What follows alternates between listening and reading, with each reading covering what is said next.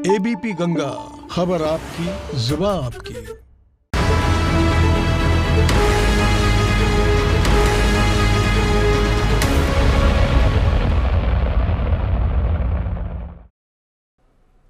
नमस्कार, एबीपी गंगा देख रहे हैं आप। मैं अवधेश। दोपहर के 3 बज गए हैं। वक्त उत्तर माघी प्रदेश का है। उत्तर माघी प्रदेश की शुरुआत करते हैं और आज उत्तर माघी प्रदेश में हम बात करेंगे कोरोना के नए स्ट्रेन के, जिसका खतरा लगातार देश में बढ़ता जा रहा है। आंकड़ा देखते ही देखते बीते कुछ दिनों में 25 तक पहुंच गया और ये आगे कितना बढ़ेगा, इसकी जो आशंकाएं हैं वो डराती हैं। लेकिन सवाल अब ये है कि आखिर नए स्ट्रेन से देश कैसे लड़ेगा। सवाल ये है कि हमारी तैयारियां कैसी हैं, और सवाल ये भी है कि प्रधानमंत्री ने जो देश को आज हिदायत दी है उस पर देश कितना अमल करने के लिए तैयार है। तो हिंदुस्तान में नया स्ट्रेन जो है वो मुसीबत का सबब बनना शुरू हो गया है। और अगर हम बात करें देश की, तो 25 नए मरीज मिल चुके हैं इस नए स्ट्रेन के, और कोरोना का जो नया स्ट्रेन है ये इसकी जो भारत में दस्तक हुई है ये मुसीबत का सबब बन रही है। अब सवाल ये है कि जो नई वैक्सीन आ रही है कोरोना से निपटने के लिए, क्या इस नए स्ट्रेन पर कारगर होगी। और सवाल यह भी है कि जब 70% ज्यादा इसकी संक्रमण की दर है, तो क्या इस संक्रमण के दायरे में आने वाले जो लोग हैं उनको कुछ खास एहतियात बरतनी पड़ेगी। और सवाल यह भी है कि जो डॉक्टर्स नए स्ट्रेन के मरीजों का इलाज करेंगे उनके लिए अब कितना खतरा बढ़ गया है, क्योंकि देश भर में सैकड़ों ऐसे डॉक्टर्स थे जिनको कोरोना के इलाज के दौरान अपनी जान गंवानी पड़ी। लेकिन अब जब यह कहा जा रहा है कि कोरोना का नया स्ट्रेन ज्यादा खतरनाक है, 70% ज्यादा संक्रमण की दर वाला है, तो ऐसे में खतरा बहुत ज्यादा बढ़ जाता है। और इसीलिए प्रधानमंत्री ने भी आज देश को संबोधित किया और उन्होंने कहा कि जब तक दवाई नहीं तब तक ढिलाई नहीं। यह मंत्र तो हमें अपनाना पड़ेगा, लेकिन दवाई मिलने के बाद, कोरोना की वैक्सीन मिलने के बाद भी उन्होंने एक नया नारा देश को दिया है। और उन्होंने कहा है कि दवाई भी और कड़ाई भी, यानी कि दवाई लगने के बाद भी, वैक्सीनेशन के बाद भी हमें एहतियाती कदम बनाए रखने होंगे, क्योंकि अगर हम वो नहीं बनाते तो एक नया स्ट्रेन आ गया है और ये खतरनाक है। तो बदल रहा है मौसम, बढ़ रहा है खतरा, सावधान रहने की जरूरत है। नए स्ट्रेन से संक्रमित कुछ जो कुल मरीज हैं उनकी संख्या 25 पहुंच चुकी है, और कोरोना का नया स्ट्रेन जो 70% खतरनाक है, जीनोम सीक्वेंसिंग के जरिए इसे पहचाना जा रहा है। लेकिन खतरे बहुत बढ़ रहे हैं। सीधे हम मेहमानों का रुख करते हैं। हमारे साथ नवीन श्रीवास्तव जुड़ गए हैं, प्रवक्ता बीजेपी, जगदेव सिंह यादव जी प्रवक्ता Sapa, doctor Naresh Chandra national joint secretary IMA, doctor Tulika Chandra HOD हैं ब्लड ट्रांसफ्यूजन मेडिसिन विभाग के GMU के। आपका बहुत स्वागत है। और सबसे पहले हम डॉक्टर नरेश जी आपके पास ही आ रहे हैं। जो ये नया स्ट्रेन है, संख्या इसकी बढ़ रही है, खतरा बढ़ रहा है, लेकिन क्या निपटने में हिंदुस्तान तैयार है, सक्षम है हम?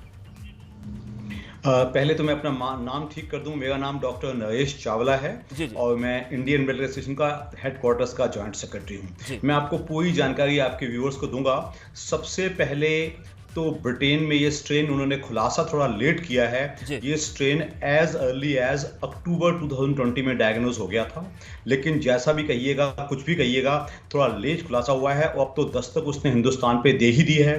पहला तो एकदम बहुत ज़्यादा पैनिकी ना होना, क्योंकि पहले तो अभी सोच के देखिए कि जो पिछला कोरोना का स्ट्रेन चल रहा था उसके भी आज से 1.5 महीना पहले सिर्फ 1.25 लाख केस आ रहे थे, और आप इस टाइम हमारे देश में कोरोना का थोड़ा लल चल रहा है। हार्डली 23-24 हज़ार केस डेली डायग्नोज हो रहे हैं। और अब ये पूछना आपका कि 25 केस आ गए हैं, वो कितना तेजी से फैलेगा या नहीं फैलेगा, इसका तो किसी को ज्ञान नहीं है।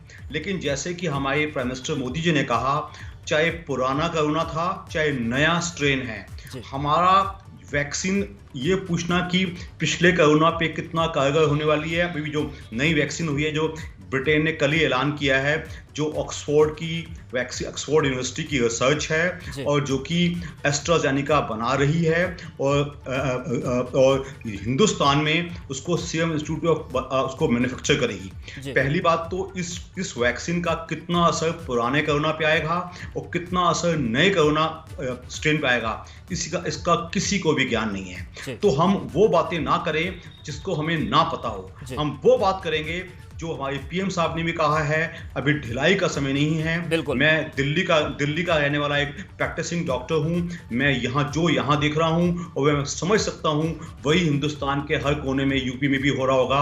लोगों ने अपनी सावधानियां छोड़ दी हैं, तो मैं वही 5 सावधानियां बहुत ठोक के दोहराऊंगा। अननेसेसरी अपने घर से मत निकलिएगा। आपका घर ही एक ऐसा स्वर्ग है जहां कोरोना से आप बच सकते हैं। घर के बाहर किसको क्या होगा, कोई एसिम्प्टोमेटिक केस होगा, सोच के देखिए। 33,000 आप कह रहे हैं ट्रेवलर्स आए हैं ब्रिटेन से। आप सोच के देखिए, एक आदमी जब वहां से यहाँ आ रहा है, एयरपोर्ट से लेके अपने घर तक पहुंचने में, किसी भी प्रदेश का हो, यूपी का हो, पंजाब का, कर्नाटक का, कहीं का भी हो, आपके सोच एक लंबी कॉन्टैक्ट चेन है। बिल्कुल, ये एक आप सही बात कर रहे हैं कि सतर्कता बरतनी होगी। डॉक्टर तुलिका चंद्रा जी, जिस तरीके से एक नया खतरा आ गया है और डॉक्टर नरेश जी कह रहे हैं कि अभी कुछ भी किसी भी चीज पर कह पाना संभव नहीं है, सतर्कता हमें बरतनी होगी, लेकिन फिर भी किस तरीके से केजीएमयू तैयार है, क्योंकि कोरोना से जो लड़ाई चल रही है, केजीएमयू का बहुत बड़ा योगदान रहा है लोगों की जिंदगी बचाने में, और इस नए स्ट्रेन से निपटने के लिए अब किस तरीके की चुनौतियां? देखिए, जो नया स्ट्रेन है वो भी कोरोना का स्ट्रेन है। अब देखिए, जो पहली हमारी स्थिति थी कि हमें कोरोना के बारे में, जो पहले स्ट्रेन के बारे में ज़्यादा कुछ पता नहीं था, हम लोग ने तब उससे लड़ना सीखा। लेकिन एक अच्छी बात यह है कि आज की तारीख में हमारी सुविधाएं काफ़ी हद तक बन गई हैं। बहुत सारे वेंटिलेटर्स हो गए, आईसीयू डेवलप हो गए हैं, लोग ट्रेन हो गए हैं, सब जांचों की प्रक्रिया शुरू हो गई है। जो पॉसिबल ट्रीटमेंट होते हैं वो ट्रीटमेंट हम देने के लायक हो गए हैं। तो अगर ये नया स्ट्रेन आता है तो हम कह सकते हैं कि हमारी मेडिकल फैसिलिटीज़ आज की तारीख में ज़्यादा गियर्ड अप हैं अगर कंपैरिजन किया जाए जो पहले स्ट्रेन के लिए। लेकिन गियर्ड अप होने का मतलब ये नहीं, तब भी एक डर तो है, उसकी भयानकता का हमें कोई आइडिया नहीं है। लोग कह रहे हैं कि शायद खतरनाक उतना ही है, लेकिन उसका ट्रांसमिशन रेट 70% ज़्यादा है। अब हमारी पॉपुलेशन में उसका क्या इफेक्ट होता है कोई नहीं जानता, क्योंकि आप जानते हैं कि कल्चरल डिफरेंस होते हैं, इम्यूनोलॉजिकल डिफरेंस होते हैं, जेनेटिक फैक्टर्स होते हैं, जिसके वजह से हर स्ट्रेन का डिफरेंट टाइप ऑफ पॉपुलेशन पे डिफरेंट फ़र्क आता है। तो इसलिए ज़रूरी है कि हम ढिलाई ना करें, अपना ख्याल रखें, अपना social distancing, mask, hand sanitization और ज़्यादा मिलना जुलना बंद करें। ये लोग ज़्यादातर ऊब गए हैं, लेकिन वो ऊब से अगर आप अपने परिवार वालों की ज़िंदगी खतरे में डालते हैं या अपनी ज़िंदगी खतरे में डालते हैं, हो सकता है आप एसिम्प्टोमेटिक रह जाएं, लेकिन अगर आपके परिवार वाले उससे बीमार हो जाएं, आपके घर के जो बुजुर्ग हैं, जो बच्चे हैं या कमज़ोर लोग हैं, गर्भवती महिलाएं हैं, बिल्कुल। तो जगदेव सिंह यादव जी, जैसा कि डॉक्टर तुलिका जी ने कहा नहीं कर पाएंगे कि लोगों को जागरूक रहना होगा, और जागरूकता बढ़ाने में जो राजनीतिक दल है उनका बड़ा योगदान होता है। वो भी लोगों को एजुकेट करते हैं कि आपको क्या करना है, क्या नहीं करना है। बुनियादी ढांचा तैयार हो गया है बहुत हद तक। अब क्या भूमिका रहेगी विपक्ष के तौर पर, एक पार्टी के तौर पर सपा की, क्योंकि ये लड़ाई हम सबकी है और सभी राजनीतिक वर्ग के, पक्ष और विपक्ष का मामला ही नहीं है। देखिए, बिल्कुल सही आप कह रहे हैं, इसमें पक्ष विपक्ष का मामला नहीं है। ये मानव जीवन से संबंधित मामला है, जीवन सुरक्षा का प्रश्न है, ये अहम प्रश्न है। इसमें सबको मिलजुल करके इस लड़ाई को लड़ना है और जीतना है। अभी जो महामारी थी, लगातार लोग ऊब चुके हैं। आपने देखा सारा कुछ सिस्टम बिगड़ गया है, चाहे वो व्यापार हो, चाहे राजनीति हो, और चाहे जनमानस परेशान हो गया है।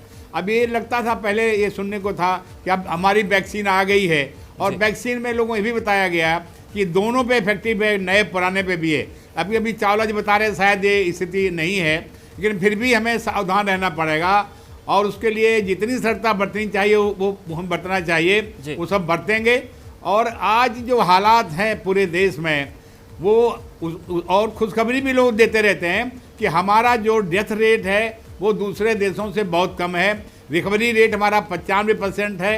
तो मैं समझता हूँ ये देश के लिए अलर्ट रहने की ज़रूरत है, जनमानस में रहने की ज़रूरत है, चाहे पक्ष हो चाहे विपक्ष हो, चाहे जनता हो। अभी एक नारा जो प्रधानमंत्री ने दिया है कि अभी मैं ढिलाई नहीं, कड़ाई, अब दवाई नहीं तो कड़ाई नहीं, कड़ाई होनी चाहिए, तभी हम जीवन अच्छा कर सकते हैं। बिल्कुल, और एक कड़ाई कहीं भी किसी तरह से राजनीति नहीं करना चाहिए। बिल्कुल, ये कड़ाई कैसे होगी, नवीन श्रीवास्तव जी आपसे जानेंगे, क्योंकि ढिलाई बहुत ज्यादा हो गई है, इस पर भी आएंगे। यहाँ पर वक्त एक बहुत छोटे से ब्रेक है और माफी चाहेंगे कुछ तकनीकी दिक्कतों के चलते आप लोगों के पास देर से आ पाए। छोटे से ब्रेक का वक्त है, फौरन हाजिर होते हैं।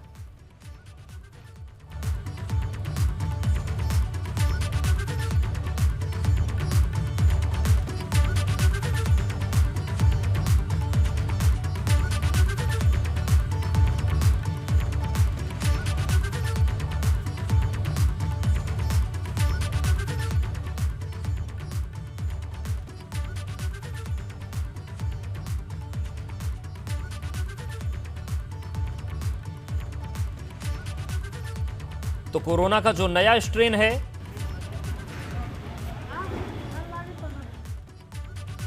वो चुनौतियां कई लेकर आ गया है। और सीधे एक बार फिर से मेहमानों का रुख करते हैं। नवीन श्रीवास्तव जी, जैसा कि सभी मेहमान यही कह रहे हैं कि जो बेफिक्री है उस पर लगाम लगानी होगी, जो ढिलाई थी उस पर लगाम लगानी होगी।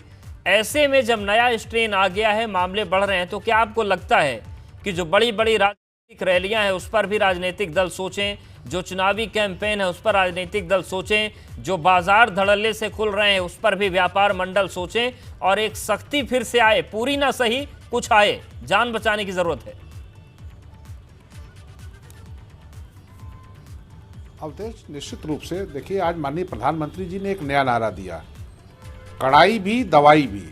तो कड़ाई तो हमें बरतनी पड़ेगी, सरकारें अपने स्तर पर करें, हम स्वयं अपने स्तर पर करें, क्योंकि हर चीज सरकार के ऊपर नहीं हो सकता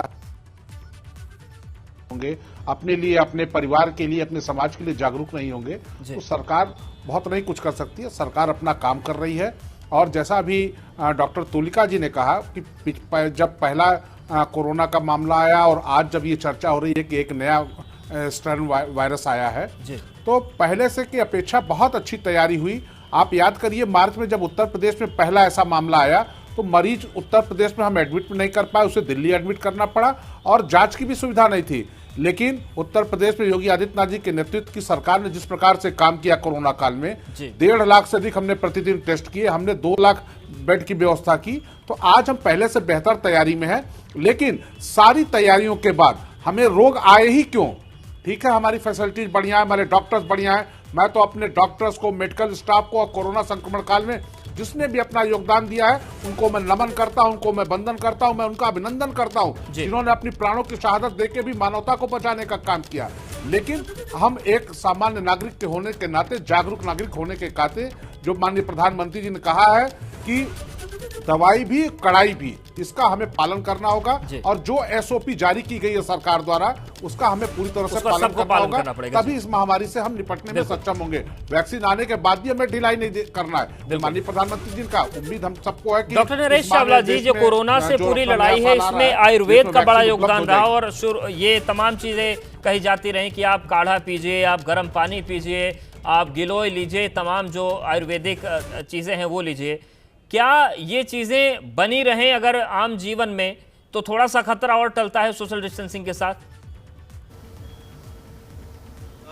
एक हमारा देश का अपना नेचुरल इंडिजिनस बहुत ही एंशिएंट सिस्टम है और इसका योगदान हमेशा रहेगा। जहाँ चूंकि मैं प्रैक्टिशनर हूँ मॉडर्न मेडिकल सिस्टम का, तो उसके बारे में ज़्यादा बोलते हुए, जब आईसीयू की बात आ जाती है, जब पेश के बिगड़ने की बात आ जाती है, तब तो सिर्फ मॉडर्न सिस्टम ही काम करेगा। उससे पहले हमारे शरीर का नेचुरल इम्यूनिटी और रेजिस्टेंस बढ़ाने के लिए जहाँ तक गर्म पानी का रोल है, जहाँ तक घर के कुछ काढ़े वाढ़ों का रोल है, उनका कुछ कुछ रोल रहेगा। इसके अलावा मैं ज़्यादा एम्फेसाइज हमेशा करना पसंद करता हूँ, एक संतुलित और पौष्टिक आहार का महत्व बहुत ज़्यादा है, जिसमें पेशेंट को हमेशा एक प्रोटीन वाला प्रोटीन में डाइट में जरूर मिले, चाहे वो दालें हों, चाहे वो अंडा हो, चाहे कोई मांस वाला सिस्टम हो। इसके अलावा पेशेंट को जंक फूड है, जो हमारे देश में पिछले कुछ सालों से जो बच्चे खास तौर पर वो यूथ हैं, वो बहुत ज़्यादा जंक फूड के आदी बन गए थे। पिज़्ज़ाज और बर्गर्स और मोमोज, ये सब बंद करके इस कोरोना काल में हमने नोट किया है, लोगों को एटलीस्ट लॉकडाउन के दौरान में बाहर की चीज़ें मिली भी नहीं और मोस्टली लोगों ने घर का खाना खाया और एक पौष्टिक और संतुलित आहार खाया। उससे हमारा हमेशा, चाहे कोरोना हो या ना हो, हमेशा हमारी इम्यूनिटी अगर बढ़ेगी तो हमेशा एक योगदान अवश्य देगी। बिल्कुल। डॉक्टर तुलिका जी, इसके अलावा क्या ख्याल रखा जाए, क्योंकि नया स्ट्रेन आ गया, 33,000 लोग आए हैं, किससे किससे मिले, जैसा कि चावला जी ने कहा था कि एक लंबी चेन है, वो आए एयरपोर्ट से अपने घर गए, पता नहीं कहां कहां फैला होगा अगर 70% संक्रमण की दर है। और क्या क्या किया जाए कि इस चपेट में आने की नौबत ही ना आए, ये नौबत ही ना आए किसी को केजीएमयू या किसी अस्पताल में जाना पड़े? जी, जो हमें लगता है कि जो लोग बाहर से आए हैं और सब लोगों से मिले हैं, तो जिससे मिले हैं उसको ज़रूर ज्ञात होगा कि हम इससे मिले हैं कि नहीं मिले हैं। कोई बाहर से आया हुआ आदमी है, चाहे वो टैक्सी ड्राइवर हो, चाहे उनके दोस्त हों, चाहे उनके फैमिली वाले हों, उनको ये ज़रूर ज्ञात होगा कि ये बाहर से आए हैं और कहीं ना कहीं उस डर से वो अपने आप को आइसोलेट कर लें 5-10 दिन के लिए, जब तक उन सिम्टम्स आएँ या ना आए। क्योंकि ज़्यादातर देखा जा रहा है कि सिम्टम्स आ नहीं रहे हैं तब भी आप इन्फेक्टिव होते हो। अगर हर आदमी 37,000 लोगों से, हो सकता है 3 लाख 4 लाख लोग ही ऐसे हों जो इनसे मिले हों, और अगर वो आज की तारीख में इतना जागरूक हो जाएं आप लोगों के और प्रचार प्रसार से कि अपने को आइसोलेट कर लें, चाहे 1 हफ्ते के लिए कर लें, कि वो इन्फेक्शन और किसी और को ट्रांसमिट ना करें, ना अपने परिवारों को करें ना किसी और का करें, तो शायद हम इस स्ट्रेन को आगे बढ़ने से बिल्कुल रोक सकते हैं। तो कहीं ना कहीं जागरूकता बहुत ज़रूरी है। उसके आगे सोशल डिस्टेंसिंग का तो कोई तोड़ ही नहीं है कि जी हम मास्क लगाएं और लोगों से मिलना जुलना बचे। जैसे नए वर्ष के जो बहुत सारे फंक्शंस में लोग कर रहे हैं, तो 1 वर्ष अगर आप छोड़ देंगे और उससे किसी की जान बच जाएगी, तो मेरे ख्याल से कोई बहुत बड़ा प्राइस नहीं है अपनी और दूसरों की जान बचाने की। बिल्कुल। और जगदीश सिंह यादव जी, अभी इस दौर की हम बात कर रहे हैं, राजनीतिक तौर से बड़ा गर्म माहौल चल रहा है, चाहे हम किसान आंदोलन की बात करें या तमाम अन्य मसलों की बात करें। क्या ज़रूरत है कि किसान आंदोलन और उसके समर्थन की बात अपनी जगह है, लेकिन इस वक्त जो बड़ी संख्या में किसान डटे हैं दिल्ली के बॉर्डर्स में, उनसे भी एक अपील करने की ज़रूरत है कि आप अपना आंदोलन जारी रखिए, लेकिन थोड़ा सा डिस्टेंसिंग की ज़रूरत है, इस भीड़ को कम करने की ज़रूरत है। इस पर भी सोचना होगा, क्योंकि राजनीतिक हित तो सही है अपनी जगह, पर नए स्ट्रेन से बचाना भी। देखिए, ये बड़ा दुर्भाग्यपूर्ण है कि आज देश में भारतीय जनता पार्टी की सरकार है और मोदी जी लगातार सोशल डिस्टेंसिंग की बात करते हैं, दवाई नहीं, ढिलाई नहीं, कड़ाई की बात करते हैं। इनको किसान, देश में 70% किसान है, अन्नदाता कहा जाता है, सारे देश में आंदोलित है। तो इस कड़ी आप देख रहे हैं सर्दी में आज टेम्परेचर क्या है, लोग डटे हुए हैं, बूढ़े हैं, औरतें भी सब हैं। इस सरकार को चाहिए इनकी मांग को, जायज मांग को मांग लेना चाहिए और किसान हित की बात करनी चाहिए। जब एसएफपी की बात करते हैं तो आप जब मान रहे, सैद्धांतिकता मान रहे हैं, तो उसको कानूनी रूप दे दीजिए। ये इसका एक छोटा सा जवाब जो मांगे हैं जायज हैं किसान हित में। नवीन श्रीवास्तव आप कैसे हैं, मैं जी एक मिनट, जब किसान हित की बात करते हैं और किसान की दोगुनी करते हैं, तो किसान का नहीं कोई चाहता है, कोई डॉक्टर कोई दवाई देता है कि जो सूट नहीं करती है तो दवाई बदलता है कि नहीं बदलता है। तो तुम आपका किसान हित ऐसी हैं, उनको ये कानून सूट नहीं कर, बदल दीजिए। ठीक है नवीन श्रीवास्तव जी, अब किसानों का हित केवल कानूनों को लेकर नहीं, उनकी जान बचाने को लेकर भी जुड़ गया है। ऐसे में क्या लगता है कि ये भी एक बड़ी चुनौती है कि लोग तो घर में रहें, पर किसान जो है वो कैसे घर जाएंगे? मास्क वहां पे दिखाई पड़ रहा है, सड़क पे है किसान। नहीं, देखिए, किसान आंदोलन को लेकर सरकार बहुत संवेदनशील है, चिंता करनी और चाहिए। कल उनकी जो मांगे थी, 4 प्रमुख मांगों में 2 मांगे सरकार ने स्वीकार कर ली, बाकी 2 मांगे जो है उस पर भी 4 तारीख को वार्ता होनी है। और कल वार्ता के पश्चात केंद्रीय कृषि मंत्री नरेंद्र तोमर जी ने यह अपील भी की किसानों से कि जो भी इस आंदोलन में वृद्ध हैं, महिलाएं हैं, बच्चे हैं, उनको घर भेज दीजिए। हम वार्ता हमारी आगे बढ़ रही है, 50% पूरी हो चुकी है, 50% और हो जाएगी। तो सरकार इसके लिए संवेदनशील और चिंतित है। मैं सिर्फ इतना कहना चाहूँगा आज आपके चैनल के माध्यम से कि जो लोग विदेशों से आए हैं और जो लोग उनके संपर्क में आए हैं, खुद अपने को आगे करके स्वास्थ्य विभाग की टीमों को सूचित करके अपनी RT-PCR जांच कराएं, अपने को आइसोलेट करें। यह अपने साथ साथ अपने परिवार, अपने समाज की बहुत बड़ी मदद होगी अगर वो लोग खुद सामने आएंगे, जो लोग फोन बंद करके गायब हो गए हैं। इस प्रकार का मैं आपके चैनल के माध्यम से अपील करूंगा कि यह एक बहुत बड़ी सेवा करेंगे। यह रोग ऐसा नहीं है कि जिसको आपको छिपाना है। मैं खुद कोरोना का पॉजिटिव हुआ था और मैंने कहीं किसी प्रकार की दिक्कत नहीं हुई। और आपने एक चर्चा की कि जो भारत के जो अपनी परंपरागत आयुर्वेदिक पद्धति है, गिलाय, अश्वगंधा, तुलसी, इसका सेवन मैंने किया। मैं आपके चैनल के माध्यम से बताना चाहता हूँ, मेरा फास्टिंग शुगर 150 से ऊपर होता था, इन दवाओं का सेवन करने के बाद बिल्कुल नॉर्मल हो गया। तो कहीं ना कहीं हमारी परंपरागत जो खान पान के आचार विचार, उसको भी हमें खान पान पर ध्यान रखें, सोशल डिस्टेंसिंग का पालन करें। और जैसा कि दोनों डॉक्टर्स ने बताया है, और बिल्कुल जगदेव जी, ये एक तमाम चीजें हैं जिन पर हमें बहुत बड़ा योगदान है। बिल्कुल, आप सभी का बहुत शुक्रिया हमारे साथ जुड़ने के लिए, इस महत्वपूर्ण चर्चा में भाग लेने के लिए। तो ये पूरी तस्वीर है, नए स्ट्रेन से जागरूकता ही हमें बचा सकती है।